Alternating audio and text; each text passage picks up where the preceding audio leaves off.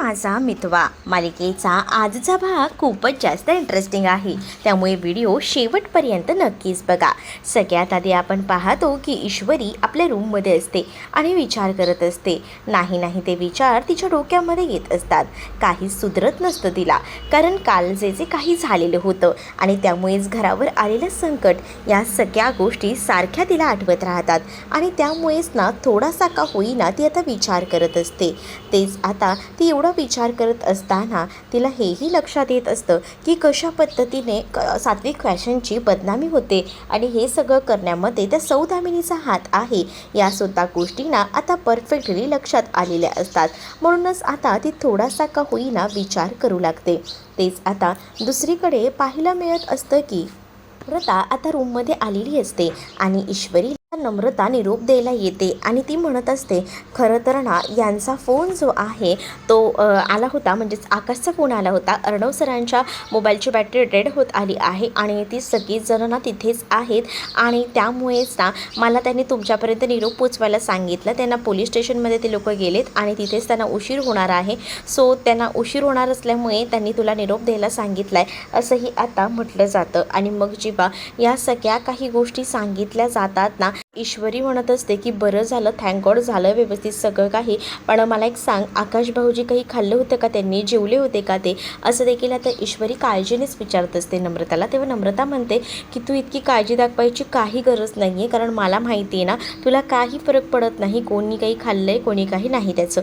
मग तेव्हाच आता ती म्हणते की तू असं का म्हणतेस, असं नको ना बोलूस. मग तेव्हा ती म्हणते की मग बरोबर आहे ना, मी बघितलं आहे मगाशी खाली जे काही चाललं होतं ते, आणि मला त्या गोष्टी आवडलेल्या नाही आहेत. काय झाले ताई, तू असं का म्हणतेस, असंही आता ती विचारत असते. तेव्हाच ना ती म्हणत असते की बरोबर आहे ना, मी सगळ्या काही गोष्टी बघितल्या, तर जे काही चाललंय ना ते बिलकुलही मला आवडलेलं नाही आहे. जिजू आता मगाशी काय बोलले ह्यांना, आणि ह्या सगळ्या गोष्टींना मी विसरणार नाही आहे. माझ्या सगळ्या गोष्टी लक्षात राहतात, त्यामुळेच मी सांगते मला हे नाही आवडलेलं. तेव्हाच ना ईश्वरी आता समजावते. ईश्वरी म्हणते की कामाच्या प्रेशरमध्ये होतं हे सगळं, आणि तू काय इतका सगळ्याचा त्रास करून घेते. मुळात तुला सांगू का, ते दोघं जे आहेत ना लहानपणापासून एकत्र राहिलेत आणि दोघंही जण भाऊ आहेत, त्यामुळे त्या दोघांच्याहीमध्ये आपण पडणं खूप कितपत योग्य आहे. बघ आता ते दोघंही जण लहानपणापासून एकमेकांना ओळखतात, एकमेकांवर रागवतात, चिडतात, तो त्यांचा भाग आहे. आणि मग आपण या सगळ्यामध्ये का पडायचं, उलट या सगळ्यामध्ये आपण न पडलेलंच बरं, असंही ती आता इकडे असणाऱ्या नम्रताला सांगत असते. आणि जेव्हा नम्रताला या गोष्टी ती समजावते ना, तेव्हा नम्रता या सगळ्या गोष्टींचा विचार करत असते. तिला काही गोष्टी ज्या आहेत त्या पटत नसतात, पण तरीसुद्धा ना आता ईश्वरी बोलते म्हटल्यावर ती ऐकून घेते, कारण ईश्वरीने तिला सांगितलेलं असतं की बघ, जर आपण या गोष्टींकडे दुर्लक्ष केला तर तेच ठीक आहे, कारण आपणही दोघी बहिणी आहोत आणि आपल्यालाही माहिती आहे की आपल्यामध्ये काय असतं आणि काय नाही ते. मग तू काय या सगळ्या गोष्टींचा विचार करत बसते, प्लीज तू ह्या सगळ्या गोष्टींचा विचार नको करूस आणि वाईट तर वाटून घेऊच नकोस. तर तेवढ्यातच ना आता सकाळ झालेली असते आणि सकाळ झाल्यानंतर शिर्केंचा कॉल आलेला असतो आणि शिर्के जे आहेत ते ईश्वरीला कॉल करतात. ईश्वरीला कॉल करून ते म्हणत असतात की तुम्हाला माहिती आहेत का अर्णव सर कुठे आहेत, म्हणजे अर्णव सरांना कॉन्टॅक्ट करायचा प्रयत्न करतो आहे, पण अर्णव सरांना काही कॉल लागत नाही आहे. मग ते अजूनही आले नाही आहेत, ते अजूनही पोलीस स्टेशनमध्येच आहेत, त्यांच्या मोबाईलची बॅटरी संपली. सो असं हे सगळं काही आता ती सांगत असते. आणि तेवढ्यातच ना अर्णवची तिकडनं एंट्री झालेली असते आणि जसा अर्णव येतो तसं आता सांगू लागते ईश्वरी की थांबा, अर्णव सर आले आहेत. मग आता अर्णव विचारतो की काय झालं आहे. तेव्हाच अर्णवला शिर्के सांगू लागतात की तुम्हाला मी फोन यासाठी केला आहे की आपली ना खूप जास्ती बदनामी केली जात आहे, कारण सात्विक फॅशन हे फ्रॉड आहे आणि ते कालच्या प्रकरणावर ना त्याच्या पद्धतीच्या बातम्या आणि हे सगळं काही छापून येत आहे आणि त्यामुळेच ना हे सगळं घडलं आहे, असंही आता म्हटलं जातं. आणि जेव्हा या सगळ्या काही गोष्टी सांगितल्या जातात ना, तेव्हा मात्र आता अर्णवला तर धक्काच बसतो. अर्णव म्हणतो हे सगळं कधी झालं, तर अर्णवला सांगितलं जातं की हो हे सगळं झालेलं आहे, तुमचा जर माझ्यावर माझ्यावर विश्वास नसेल तर तुम्ही एकदा बातम्या चेक करा, म्हणजे तुम्हाला समजेल. आणि मग काय तो न्यूज वगैरे बघतो आणि तेव्हा त्याच्या लक्षात येतं की हो, ही एक गोष्ट खरी आहे. आणि ती गोष्ट बघितल्यानंतर आणि तेव्हा या सगळ्या गोष्टी समोर आल्यानंतर त्याला समजतं की खरंच ना या सगळ्यामुळे किती बदनामी केली जात आहे. नम्रतासुद्धा तिथेच असते. नम्रताही बघत असते की हे सगळं काय चाललेलं आहे. आता नुकतेच ते पोलीस स्टेशनमधून आलेले असतात आणि शिर्केंकडनं कळलेलं असतं की सात्विक फॅशनची पूर्णपणे बदनामी करत आहेत सगळीजणं. आणि त्यामुळेच ना ही बदनामी जी होती ती बघूनच आता कळत नसतं की कसं काय काय करायचं आहे ते. आणि तेव्हाच ना इकडे ईश्वरी जी आहे ती विचार करत असते की काय मागे लागलेलं आहे आणि काय सुरू आहे हे सगळं काही. अर्णवची चिडचिड होत असते कारण शिर्केने सांगितलेलं असतं की या सगळ्याचे परिणाम ना आपल्या शेअर्सवर होत आहेत. आपले शेअर्स पूर्णपणे घसरलेले आहेत आणि सोबतच बऱ्याच काही गोष्टी. या सगळ्या गोष्टी जेव्हा आता अर्णवला समजतात तेव्हा अर्णवच्या ना तळपायाची आग मस्तकात जाते. त्याने लगेच ना आता आकाशला पुढच्या कामासाठी लावलेलं असतं. म्हणजेच तो आता आकाशला सांगत असतो की प्लीज तू आता जा आणि पुन्हा एकदा जाऊन सगळ्याची इन्क्वायरी कर, कारण आता ही जी काही बदनामी होते ना ती काही त्याला बघवत नसते, त्याला सुचत नसतं की काय करावं तेच. आता अर्णवची चिडचिड होत असते. ईश्वरी आता अर्णवला काहीतरी सांगत असते पण अर्णव खूप जास्त चिडचिड करत असतो. तेव्हाच ना ईश्वरी अर्णवला म्हणत असते की नका त्रास करून घेऊ, शांत व्हा. आणि असं बोलून तो आता तिला म्हणत असतो की आय एम सॉरी, माझी थोडी चिडचिड झाली. मग तेव्हा ईश्वरी म्हणते इट्स ओके, पण आता तुम्ही नका चिडचिड करून घेऊ, स्वतःला त्रास करून घेऊ नका. असं बोलून ती आता त्याला शांत करत असते. पण अर्णव एवढा मोठा बिझनेस त्याने उभा केलेला होता आणि ती एवढी बदनामी होते नाही त्याला बघवत नसते. कारण या सौदामिनीला जर काही हवं असेल ना तर ती कुठच्याही थराला गेलेली होती आणि ते सगळ्या काही गोष्टी ना ईश्वरीला आणि अर्णवलाही मान्य नव्हत्या. आणि जेव्हा हे सगळं काही घडत होतं तेव्हा ईश्वरी जी आहे ती अर्णवला सपोर्ट करत होती. अर्णवला म्हणत होती की मला एक गोष्ट कळत नाही आहे की हे जे काही चाललेलं आहे त्याच्यामध्ये ना काय म्हणून ह्यांचा वाटा आहे. म्हणजेच मला कळत नाही आहे की बघा आता आपल्यासमोर या सगळ्या काही गोष्टी आहेत. या सौदामिनीकडे सुद्धा 60% आपल्या कंपनीचे शेअर्स आहेत, तरी सुद्धा ती कंपनीची बर्बादी करते. तेव्हाच अर्णव म्हणतो की तिला बर्बादीस्त करायचे म्हणूनच तर ती आली आहे, तिला ह्या कंपनीशी काही घेणं देणं नाही आहे, तिला आपलं वाटोळं करायचं आहे आणि त्याचसाठी तिने हे सगळं काही प्लॅनिंग केलं आहे. तेव्हाच ना इकडे आता जी सौदामिनी असते ती आता मीटिंगमध्ये असते बसलेली आणि तिने वल्लरीला सुद्धा सोबत बोलवलेलं असतं. तर इकडे ज्या स्पर्धेमध्ये खरं तर भाग घेणार असतो अर्णव आणि ईश्वरी फूड अँड पॅशनच्या स्पर्धेमध्ये, त्याच तिथल्या आयोजकांना तिने बोलवलेलं असतं. त्यांना लाखभर रुपये दिलेले असतात आणि आपल्या बाजूने वळवून घेतलेलं असतं. आणि तेव्हाच ना ते म्हणतात की तुम्ही सांगितलं तर म्हणून मी तुमच्यापर्यंत ऐकलं आहे, पण तुम्ही काळजी करू नका, तुम्ही सांगितल्याप्रमाणे त्यांची एंट्री काही होणार नाही. एवढी बदनामी झाली आहे तर कोण एंट्री घेईल त्यांची. आणि ह्या सगळ्या काही गोष्टी ज्या आहेत ना त्या आता बोलून दाखवल्या जातात. तेव्हाच ना सौदामिनी वल्लरीला त्या माणसाची, त्या आयोजकाची ओळख करून देते आणि म्हणत असते की वल्लरी हे देवसरे, खरं तर हे आपल्या त्या कॉम्पिटिशनचे जे आहेत ते आयोजक आहेत आणि ह्यांनीच आपलं बरंचसं काम केलेलं आहे असं देखील आता म्हटलं जातं. आणि मग आता वल्लरी म्हणत असते की बरं झालं फायनली तुम्ही सगळं काम एकदम चोख केलेलं आहे, जेणेकरून ते दोघंही जण स्पर्धेमध्ये काही झालं तरी पार्टिसिपेट करू शकणार नाहीत. एकदम परफेक्ट काम तुम्ही केलेलं आहे आणि मला तुमचं हे काम आवडले असंही वल्लरी म्हणत असते. तर वल्लरी जेव्हा या सगळ्या काही गोष्टी बोलत असते तेव्हाच आता ही सौदामिनी जी आहे ना ती तिला जिंकण्यासाठी काही करू शकते. मला ह्या कंपनीशी काही घेणं देणं नाही आहे, मला फक्त ना या कंपनीचं किती नुकसान करायचं ना तेवढं मात्र मला करता येते. कारण माझ्या मुलीच्या आयुष्याची बर्बादी या अर्णव राजशिर्के यांनी केली तर त्यालासुद्धा आयुष्यातून उठवल्याशिवाय मी आता शांत बसणार नाही, असंही आता इकडे असणारी ही सौदामिनी बोलत असते. आणि सौदामिनीला सपोर्ट करायला ते देवसरे म्हणजेच त्या फूड अँड फॅशनचे आयोजकसुद्धा असतात आणि त्याचसोबत इकडे असणारी वल्लरीसुद्धा आता आपल्या घरातल्यांच्या विरोधात जाऊन इकडे मात्र मदत करत असते. आणि त्याचबरोबर आता ते आयोजक जे आहेत ते तर आता बोलतात की खरंच तुमची कल्पना आवडली, तेवढं पैशांचं काय ते लवकरात लवकर बघा. मग आता तुमच्यावर एवढे 1 लाख रुपये इन्व्हेस्टमेंट केली तसं आम्हाला उत्तरही हवं आहे, तसंच आम्हाला कामही झालेलं हवं आहे, त्याबाबतीत तुम्ही काळजी करू नका असं आयोजक जे आहेत ते बोलतात. तेवढं पैशांचं लवकरात लवकर पाठवून द्या असंही आयोजकांनी सांगितलेलं असतं. कारण एका रात्रीत त्यांनी आता त्यांची एंट्री कॅन्सल केलेली असते सात्विक फॅशनची आणि हे सगळं काही सौदामिनीच्या सांगण्यावरनं ते करतात. त्यामुळे इकडे वल्लरीसुद्धा खुश असते कारण वल्लरीलाही माहिती जर आपलं सगळं काम जे आहे ते एकदम चोख झालं तर आपल्याला याची रक्कम मोठी मिळणार आहे.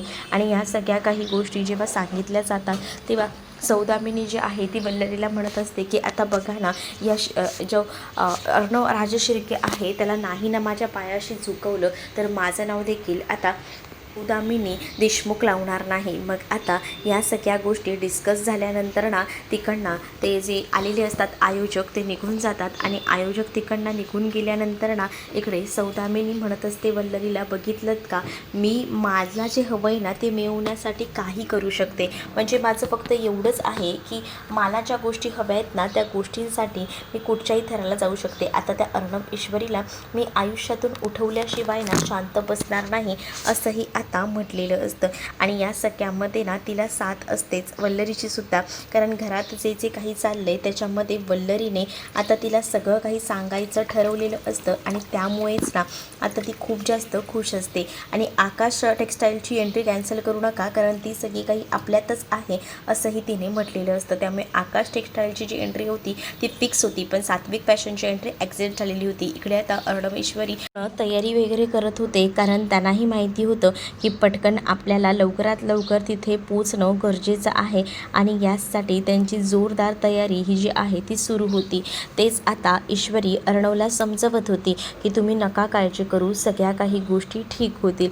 अर्णव म्हणत असतो की बघूया आता, ऑफिसला केल्याशिवाय कळणार नाही आहे कारण ह्या सौदामिनीना जो काही घोळ घालून ठेवला आहे ना तो सगळा मुद्दामून घातला आहे. तिला ना या कंपनीचे शेअर्स पडले ना तरी काही फरक पडणार नाही आहे कारण तिला या कंपनीला फक्त आणि फक्त हरवायचं आहे, बरबादी बघायची आहे आणि यासाठी ती सगळं काही करते असंही आता म्हटलं जात असतं. तेव्हाच ईश्वरी म्हणत असते की तुम्ही काळजी करू नका, हळूहळू सगळ्या काही गोष्टी व्यवस्थित होतील, थोडा वेळ देऊया असंही आता म्हटलं जात असतं. तेव्हाच ना अर्णव म्हणत असतो की हो मला कळतंय, पण काही झालं तरीसुद्धा आपली जी कंपनी आहे म्हणजेच माझ्या आईचं नाव जे आहे ते कुठेही झालं तरीसुद्धा बरबाद होता कामा नाही, कुठेही झालं तरीसुद्धा आता पुसला जाता कामा नाही असंही आता म्हटलं जात असतं. तेव्हाच ईश्वरी म्हणत असते की तुम्ही नका काळजी करू, सगळ्या काही गोष्टी मला कळत आहेत, कशा काय काय घडतायत त्यामुळे नका एवढं मनाला लावून घेऊ असं देखील म्हणून आता सावरलं जात असतं. तेवढ्यातच ना अर्णवच्या फोनवर फोन आलेला असतो आकाशचा आणि आकाशने आता सांगितलेलं असतं फूड अँड फॅशन जी स्पर्धा आयोजित केली होती आणि आपण आपल्या सात्विक फॅशनने जे काही पार्टिसिपेट केलं होतं ना त्यातून आपली एंट्री ॲक्झिट केलेली आहे, आपल्याला नाही घेतलेलं आहे, आपली एंट्री कॅन्सल करून टाकली त्या लोकांनी असंही आता म्हटलं जातं. मग ह्या सगळ्या काही गोष्टी ऐकूनच ना खूप मोठा धक्का अर्णवला बसतो कारण अर्णवने आता त्या ह्याच्यावरच एक आशा ठेवली होती की निदान आपल्याला या सगळ्यामध्ये काहीतरी भेटेल, पण आता जर ही ॲक्झिट झाली, इथेही आपल्याला काहीच भेटणार नाही आहे म्हटल्यावर ना त्याला खूप जास्त टेन्शन येतं, त्याला सुचतच नसतं की काय करावं आणि काय नाही ते आता ह्या सगळ्यामध्ये त्याने हेही सांगितलेलं असतं की आकाश टेक्स्टाईलची एंट्री त्यांनी घेतली आहे, पण सात्विक फॅशनची जी काही बदनामी झाली ना त्यामुळे ती एंट्री त्यांनी घेतली नाही आहे असंही आता आकाश म्हणत असतो. अर्णवला तर टेन्शन येतं, अर्णव म्हणतो की ठीक आहे ओके मग आता आपण बोलूयानंतर असं बोलून त्याने फोन ठेवलेला असतो. मग इकडे अर्णव टेन्शनमध्ये असतो. ईश्वरी विचारते की काय झालं आहे, तेव्हाच ईश्वरीला अर्णव सांगत असतो की आपली एंट्री जी आहे ती घेतली नाही आहे.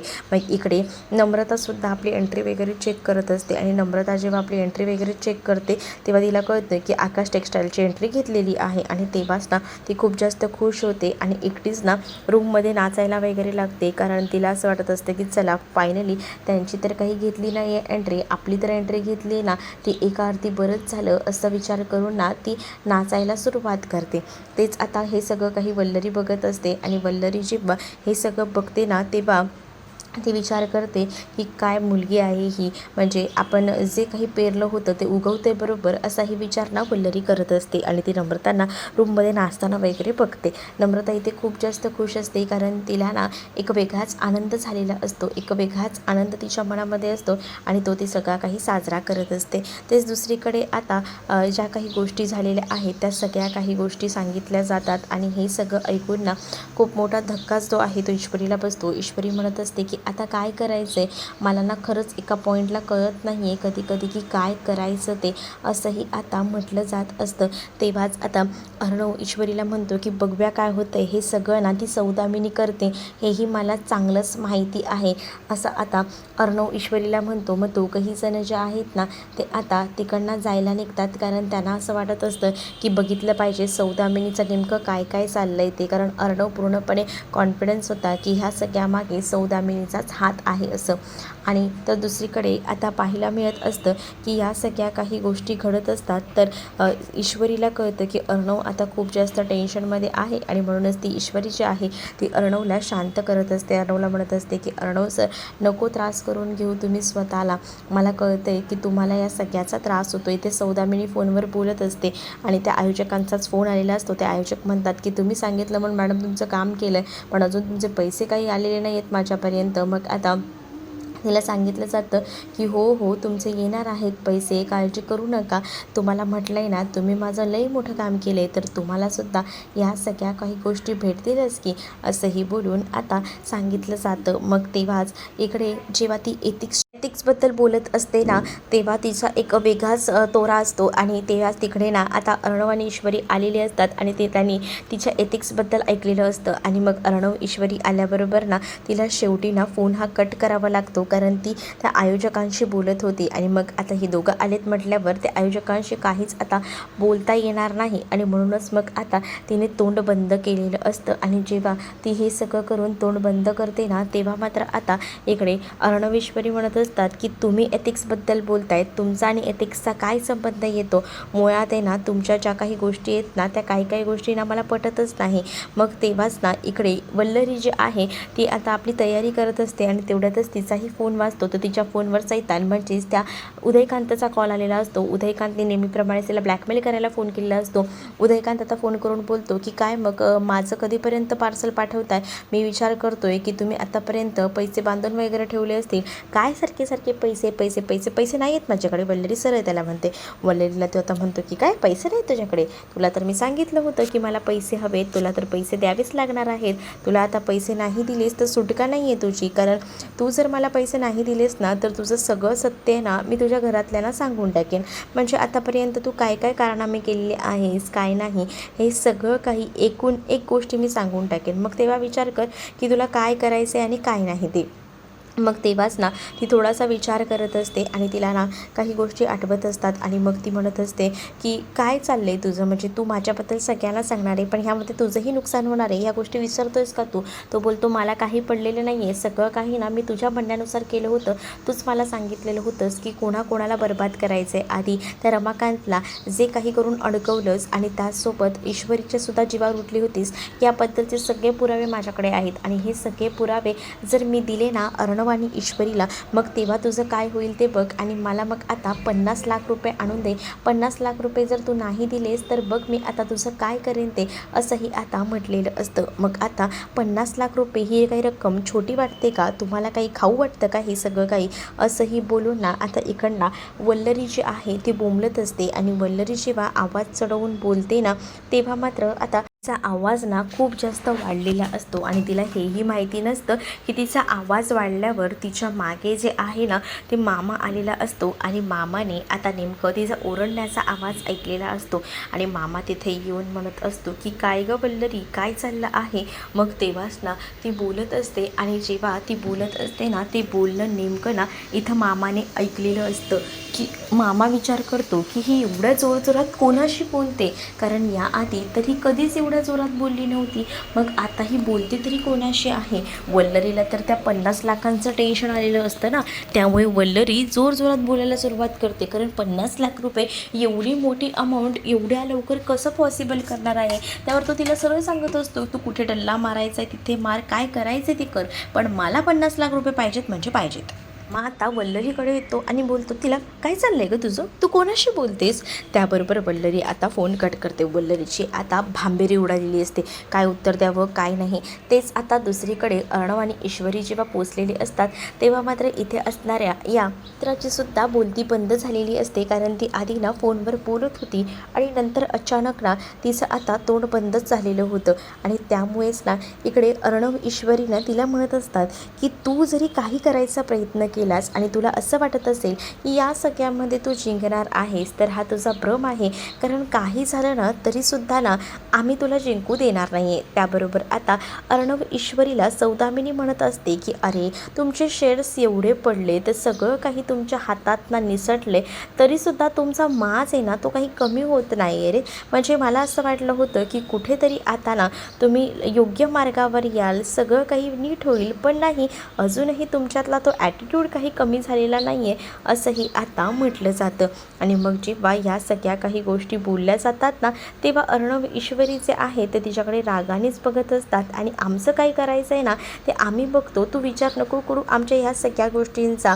आणि राहिला प्रश्न भाग घ्यायचा, पार्टिसिपेट करायचा, तो आम्ही कसाही करू, त्याबद्दल तू सुरू करू नकोस. आणि तेव्हाच ना ईश्वरीला आता सौदामिनी म्हणत असते की तुम्ही ना आता 100 कोटी कसे देता येईल ना याचा विचार करा, कारण तुमच्याकडनं दिवस खूप कमी उरलेले आहेत आणि या एवढ्या कमी दिवसात ना कोणत्याच गोष्टी ज्या आहेत ना त्या पॉसिबल नाही आहेत. आणि म्हणूनच मी तुम्हाला सांगितलं आहे या सगळ्या गोष्टी पॉसिबल नाही आहेत, म्हणून थोडा विचार करा की कसं मॅनेज करणार आहात ते, असंही आता म्हटलं जातं. आणि जेव्हा या सगळ्या काही गोष्टी बोलल्या जातात ना तेव्हा मात्र आता इकडे अर्णवला ईश्वरी सावरत असते, कारण तिला माहिती आहे की ही आता बाई काहीतरी बोलल्यावर अर्णव एकदमच खवळणार, अर्णव चिडचिड करणार आणि तो पुन्हा काहीतरी बोलून बसणार. आणि तेच नको होतं ईश्वरीला, म्हणून ईश्वरी त्याला सावरत होती. तेच दुसरीकडे आता मामानी ह्या वल्लरीची चोरी पकडलेली होती आणि मामा तिला बोलत होते की तू कोणाबद्दल बोलत होती, कोणाशी बोलत होती सांग. मग तेव्हाच ना आता मामा जे आहे ते आता बोलत असतात तेव्हा वल्लरी म्हणत असते की आपल्या आता सात्विक पाशांवर एवढी भयानक वेळ आली आहे, त्यासाठी माझे प्रयत्न सुरू आहेत. मी विचार करते की निदान आपल्याकडनं तरी काहीतरी होतं आहे का. मग अर्णव ईश्वरीसुद्धा करतायत गं काही ना काही, पण ते काही एवढा कांगावं करतायत का, तुझा आवाज किती, तू करतेस काय, केवढी ती बडबड बडबड, असंही आता इकडे असणारे मामा जे आहेत ते बोलत असतात. तेव्हाच प्रत्येक वेळेला त्या अर्णव ईश्वरीबद्दल का मला तुम्ही बोलून दाखवता, दुसरं काहीतरी मला सांगा ना, मला प्रत्येक वेळेला तेच बोलायला आवडत नाही आहे, असंही नुसतं आता वल्लरी बोलत असते. मामा बोलत असतात की जे कंपनीसाठी काम करतात ना त्यांचं तर मी कौतुक करणारच, अगं ते ह्या कंपनीसाठी किती काय काय करतायत, पण ते एका शब्दाने कधीच काही बोलून दाखवत नाही. पण मी तेच तुझं बघितलं आहे, आता तू म्हणतेस की तू काहीतरी करत होतीस, पण आवाज किती तुझा, अहो बघायला गेलं तर आकाशही आपलं किती काय काय करतो, पण त्या आकाशचं नाव आहे का, फक्त त्या अर्णव ईश्वरीचं त्यांचंच चालू आहे तुमचं फक्त, असंही आता म्हटलं जातं. तेच आता दुसरीकडे पाहायला मिळत असतं की या सगळ्या ज्या काही गोष्टी होत असतात तेव्हा सौदामिनी म्हणत असते की तुम्ही ना आता लवकरच हरणार आहात, तुमचं आता काहीसुद्धा राहिलेलं नाही आहे, तरीसुद्धा जो काही ॲटिट्यूड आहे, जो काही माज आहे ना तो एकदम वेगळाच आहे. मग तेव्हाच ना आता काउंटडाऊन सुरू झालेला आहे, कारण खूप कमी वेळ उरलेली आहे, असंही आता इकडे असणारी सौदामिनी बोलत असते. तेव्हा ईश्वरी म्हणत असते काउंटडाऊन तर तुझा सुरू झाला आहे, बघ आता नेमकं काय काय होतं आहे ते, कारण आता आम्ही जरी स्पर्धेत भाग घेतला नाही तरी तुझे 100 कोटी जे आहेत ना ते आम्ही कसेही करून पूर्ण करू आणि देऊसुद्धा. त्यामुळे ना तू टेन्शन घेऊ नकोस, आणि आमची बदनामी झाली आहे ना त्या बदनामीचं काय करायचं आणि काय नाही ना ते आमचं आम्ही बघतो, असं देखील ईश्वरी आणि अर्णव जे आहेत ते आता बोलू लागतात. आणि तेव्हाच ना सौदामिनीचं तोंड बंद होतं, कारण तिला असं वाटत होतं की ह्यांची एवढी बदनामी केली तर ह्यांची सगळीकडे तोंड दाखवायची जी काही लिमिट आहे ती संपलेली असेल, पण नाही, ईश्वरी आणि अर्णव हे जर दोघंही जण एकत्र असतील ना तर ते ह्या सगळ्यांना पुरून उरणार आहेत, हे काही सौदामिनीला अजून माहिती नव्हतं. आणि म्हणूनच सौदामिनीला आता ह्यांचा नाद करत होती. पुढील भागातमध्ये पाहायला मिळतं की अर्णव ईश्वरी तर टेम्पोच्या शोधात असतात, कारण तो टेम्पो कुठे ठेवला आहे, काय ठेवला आहे हे सौदामिनीने सांगितलेलं नसतं. मग आता तिथे एक माणूस भेटलेला असतो, त्याला विचारतो अर्णव की तुम्ही हा टेम्पो पाहिला आहे का, तेव्हा तो म्हणतो की एक काम करा, इथे एक पेट्रोल पंप आहे, तिथे तुम्हाला CCTV फुटेज मिळेल, तिथे तुम्हाला कळेल. तेच आता इकडे वल्लरी जी आहे ती एका कोपऱ्यामध्ये एका सुनसान जागेमध्ये भेटायला गेलेली असते. उदयकांतला आणि उदयकांतला ती पैसे वगैरे देते. उदयकांतला पैसे देताना बहुतेक तिकडे कोणीतरी असतं आणि जे त्याने वल्लरीला बघितलेलं असतं. वल्लरीला डाऊट येतो की ते कोणीतरी आहे आणि जेव्हा तिकडे बघायला लागते पण तोपर्यंत ना तिकडे कोणीही नसतं. त्यामुळे वल्लरी थोडी टेन्शनमध्ये येते. तेच अर्णव ईश्वरी आता त्या लोकेशनला पोहोचत असतात. तर ईश्वरी अर्णवला बोलते की आपण डायरेक्ट गाडीतून उतरणं पॉसिबल नाही आहे, कारण ही जागा मला बरोबर वाटत नाही आहे, असंही ईश्वरी आता अर्णवला सांगत असते. अर्णव बोलतो की तू बोलतेस ते पण बरोबर आहे आणि त्या परीने आता ते दोघंही जण विचार करू लागतात. तर तुम्हाला हा भाग कसा वाटला हे नक्कीच मला कमेंटमध्ये सांगा आणि अशाच नवनवीन भागांसाठी आपल्या चॅनलला सबस्क्राईब नक्कीच करा. चला तर मग भेटूया पुढच्या भागात. तोपर्यंत टाटा बाय. व्हिडिओ आवडला असेल तर लाईक करायला विसरू नका.